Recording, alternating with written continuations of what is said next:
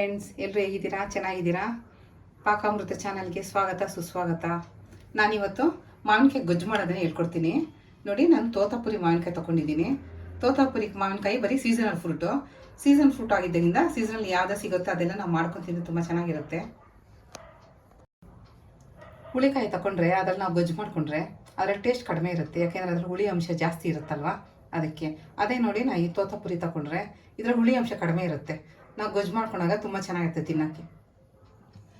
ಬೇಕಾಗಿರೋ ಸಾಮಗ್ರಿಗಳು: ಮಾವಿನಕಾಯಿ 2 ತೊಗೊಂಡಿದ್ದೀನಿ.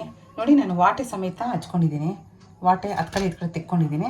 ಮತ್ತು ಒಂದು ಸೈಡಲ್ಲಿರೋ ಇದಕ್ಕೆ ಹಚ್ಕೊಂಡಾಗ ಅದನ್ನು 2 ಪೀಸ್ ಮಾಡ್ಕೊಂಡಿದ್ದೀನಿ ಅಷ್ಟೇ. 2 ಮಾವಿನಕಾಯಿ ತೊಗೊಂಡಿದ್ದೀನಿ. ಮತ್ತು ಒಗ್ಗರಣೆಗೆ ಜೀರಿಗೆ, ಸಾಸಿವೆ, ಇಂಗು, ಅರಿಶಿನ ತೊಗೊಂಡಿದ್ದೀನಿ. ಮತ್ತು ಉಪ್ಪು ರುಚಿಗೆ ತಕ್ಕಷ್ಟು, ಮತ್ತು ಮೆಣಸಿನ ಪುಡಿ, ಮತ್ತು ಬೆಲ್ಲ ತೊಗೊಂಡಿದ್ದೀನಿ. ಮತ್ತು ಎಣ್ಣೆ ಒಂದೇ 1 ಸ್ಪೂನ್ ಅಷ್ಟೇ. ಮತ್ತು ಕರಿಬೇವು ಸೊಪ್ಪು ತೊಗೊಂಡಿದ್ದೀನಿ ಒಗ್ಗರಣೆಗೆ, ಫ್ರೆಶ್ ಆಗಿದೆ. ಮತ್ತು ಮಾವಿನಕಾಯಿ ಗೊಜ್ಜು ಮಾಡೋಕ್ಕೆ ಮೆಣಸು ನೋಡಿ, ಒಂದು 10 ಮೆಣಸು ಕಾಳಷ್ಟು ತೊಗೊಂಡಿದ್ದೀನಿ. ಸಾಸಿವೆ 1 ಸ್ಪೂನ್ ತೊಗೊಂಡಿದ್ದೀನಿ. ಮೆಂತ್ಯ 1 ಸ್ಪೂನ್ ತೊಗೊಂಡಿದ್ದೀನಿ. ಜೀರಿಗೆ 1 ಸ್ಪೂನ್ ತೊಗೊಂಡಿದ್ದೀನಿ. ಫಸ್ಟು ಇವೆಲ್ಲ 4 ಡ್ರೈ ರೋಸ್ಟ್ ಮಾಡ್ಕೊಳ್ಳೋಣ.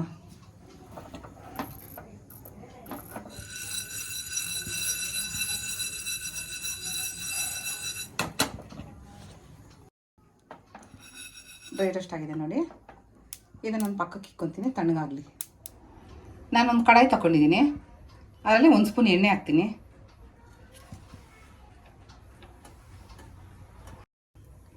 ಎಣ್ಣೆ ಕಾದಿದೆ. ನಾನಿವಾಗ ಸಾಸಿವೆ ಜೀರಿಗೆ ಒಗ್ಗರಣೆಗೆ ಹಾಕ್ಕೊತೀನಿ.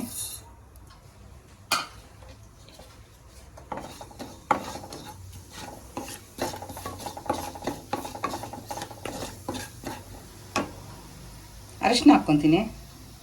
1/4 ಸ್ಪೂನ್ ಅಷ್ಟು ಹಾಕ್ಕೊತೀನಿ ಅರಿಶಿನ. ಹಿಂಗೆ ಒಂಚೂರು ಹಾಕ್ಕೊತೀನಿ. ಇದು ಆಪ್ಷನಲ್, ಇದು ಹಾಕಿದ್ರೆ ತುಂಬ ಚೆನ್ನಾಗಿರುತ್ತೆ ಟೇಸ್ಟು. ಕೆಲವರು ತಿನ್ನಲ್ಲ, ಅದಕ್ಕೆ ನಾನು ಹಿಂಗು ಹಾಕ್ಕೊತಾ ಇದ್ದೀನಿ.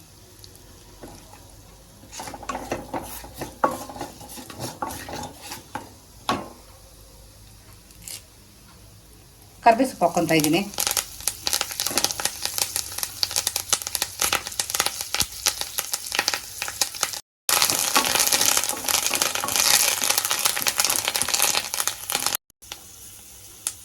ಕರಿಬೇವು ಸೊಪ್ಪು ಫ್ರೈ ಆಗಿದೆ. ಇವಾಗ ಮೆಣಸಿನ ಪುಡಿ 1 ಸ್ಪೂನ್ ಹಾಕ್ಕೊಂತೀನಿ. 2 ಮಾವಿನಕಾಯಿಗೆ 1 ಸ್ಪೂನ್ ಮೆಣಸಿನ ಪುಡಿ. ಸಾರು ಪುಡಿ ಎಲ್ಲ ಇದು, ಮೆಣಸಿನ ಪುಡಿ, ಚಿಲ್ಲಿ ಪೌಡರ್ ಇದು. 1 ಸ್ಪೂನ್ ಮೆಣಸಿನ ಪುಡಿ ಹಾಕ್ಕೊಂಡಲ್ಲ, ಅದಕ್ಕೆ 1 ಸ್ಪೂನ್ ಉಪ್ಪು ಹಾಕ್ಕೊತೀನಿ. ಮತ್ತು ಬೆಲ್ಲ 1 ಸ್ಪೂನ್ ಹಾಕ್ಕೊತೀನಿ. ಏಕೆಂದರೆ ಇದು ಈಕ್ವಲ್ ಪ್ರಪೋರ್ಷನ್ ಹಾಕ್ಕೊಂಡ್ರೆ ಇದು ಗೊಜ್ಜು ತುಂಬ ಚೆನ್ನಾಗಿದೆ ಟೇಸ್ಟು.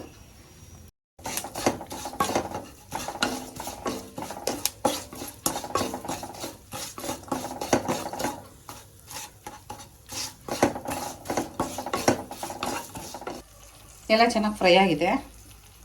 ಇವಾಗ ಮಾವಿನಕಾಯಿ ನಾವು ಫಸ್ಟು ವಾಟೆ ಇಕ್ಕೊಳ್ಳೋಣ.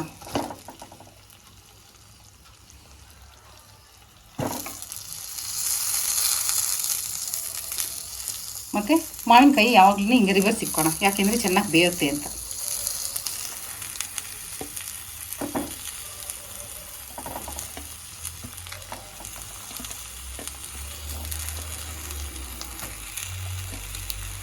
ನೆನ್ಕೊಂಡು ಎಲ್ಲ ಜೋಡಿಸ್ಕೊಂಡಿದ್ದೀವಿ. ಇವಾಗ 1 ಗ್ಲಾಸ್ ನೀರು ಹಾಕ್ಕೊತೀನಿ.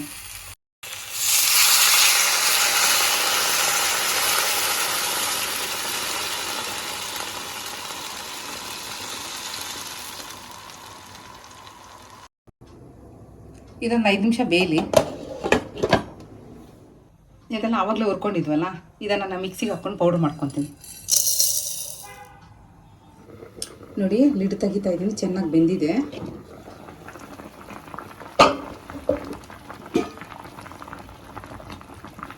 ಚೆನ್ನಾಗಿ ಬೆಂದಿದೆ. ಆವಾಗಲೇ ನಾವು ಹಸಿದಾಗಿತ್ತು ಕಲರು. ಇವಾಗ ನೋಡಿ ಚೆನ್ನಾಗಿ ಬೆಂದಿದೆ.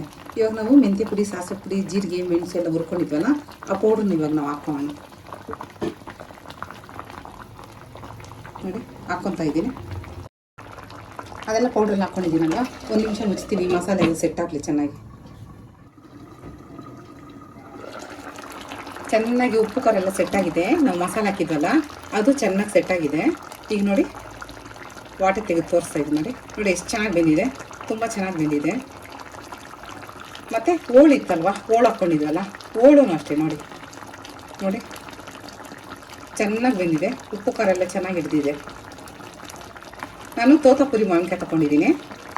ನೀವು ಅಷ್ಟೇ ತೋತಾಪುರಿ ಮಾವಿನಕಾಯಿ ತೊಗೊಳ್ಳಿ. ಹಸಿದಾಗ ತೊಗೊಳ್ಳಿ, ಇಲ್ಲ ಲೈಟಾಗಿ ಕಲರ್ ಬಂದಿರುತ್ತಲ್ಲ, ಅದು ಹಸಿದಾಗ ತಿನ್ನೋಕ್ಕಾಗಲ್ಲ, ಮತ್ತು ಚಟ್ನಿ ಮಾಡ್ಕೊಳಕ್ಕಾಗಲ್ಲ. ಅಂಥ ಟೈಮಲ್ಲಿ ನಾವು ಈಗ ಗೊಜ್ಜು ಮಾಡಿಕೊಟ್ರೆ ತುಂಬ ಚೆನ್ನಾಗಿರುತ್ತೆ. ಫ್ರೆಂಡ್ಸ್, ಮಾವಿನಕಾಯಿ ಗೊಜ್ಜು ರೆಡಿಯಾಗಿದೆ. ಎಲ್ಲರೂ ಟ್ರೈ ಮಾಡಿ. ನಿಮ್ಗೆ ಇಷ್ಟ ಆಯಿತು ಅಂದರೆ ನಿಮ್ಮ ಫ್ರೆಂಡ್ಸ್ಗೆ, ರಿಲೇಟಿವ್ಸ್ಗೆಲ್ಲ ಶೇರ್ ಮಾಡಿ. Like, share and subscribe to Paka Amrutha channel. Thank you.